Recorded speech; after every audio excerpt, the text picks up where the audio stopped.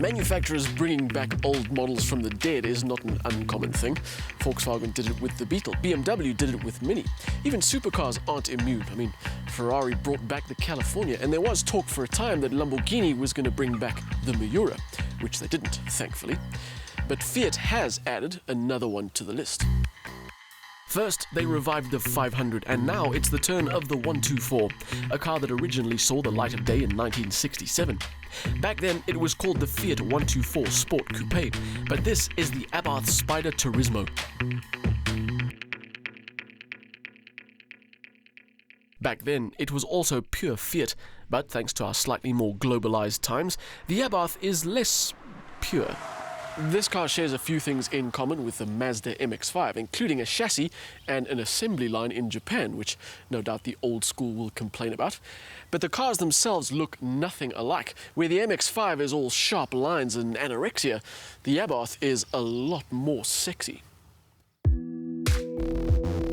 More curves, more detail, and less of an idea that this car is about performance and more about top-down cruising. With all that said though, it's not exactly a soft-looking thing, and various bits, like the black wheels and the quad exhaust and the black windscreen pillars, do give it some attitude. I like the look of the 124, and not just because I don't like the look of the MX-5. This Abarth takes a lot of inspiration from the old car and mixes it with new elements into a style all its own.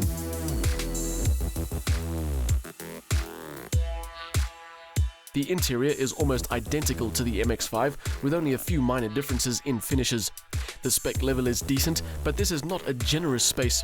There aren't a lot of convenient storage spaces, and while it's cozy like a sports car interior should be, for those who are bigger than average, it may be a little too cozy.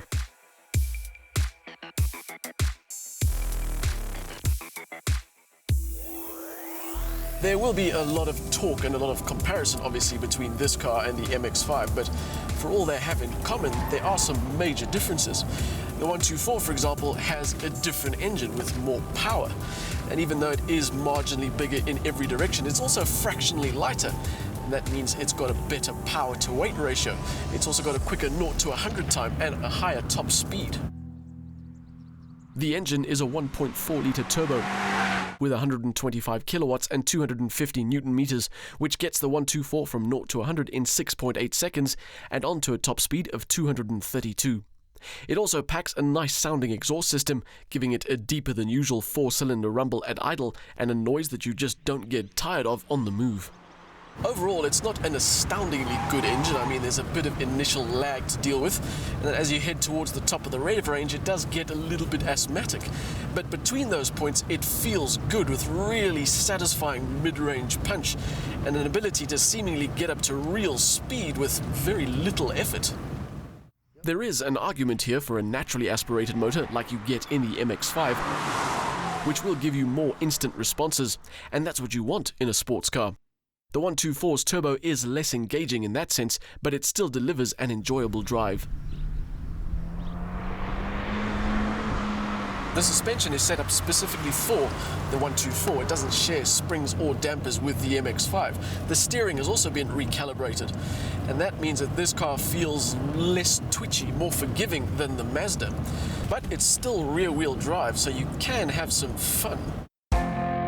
The traction control will step in before any major sideways action if it feels you're being too generous with the throttle, but there is a lot of grip and accurate steering. The 124 will stick to the line through the corner and respond well to steering input at speed.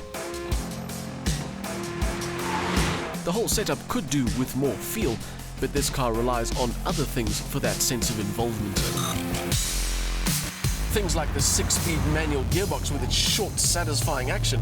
And with the top down at low speed, you can hear things clicking away in the engine bay.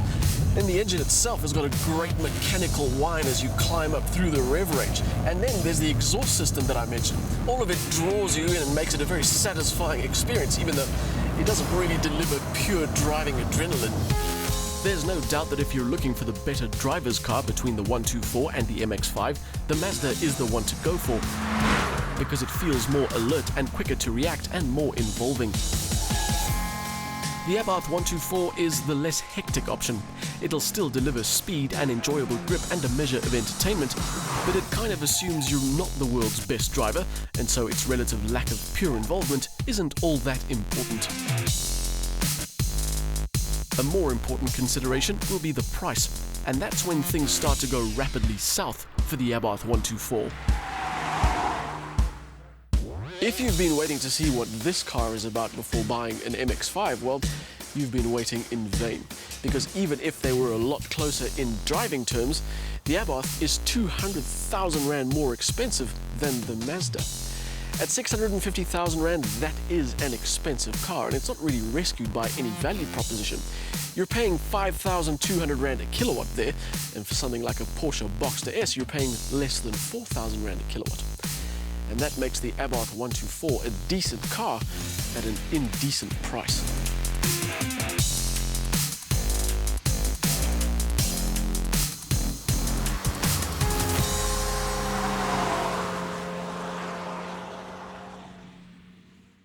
As sports cars go, the Abarth 124 has its merits. The 1.4 turbo motor has satisfying mid-range punch, and the ride setup delivers good grip at speed.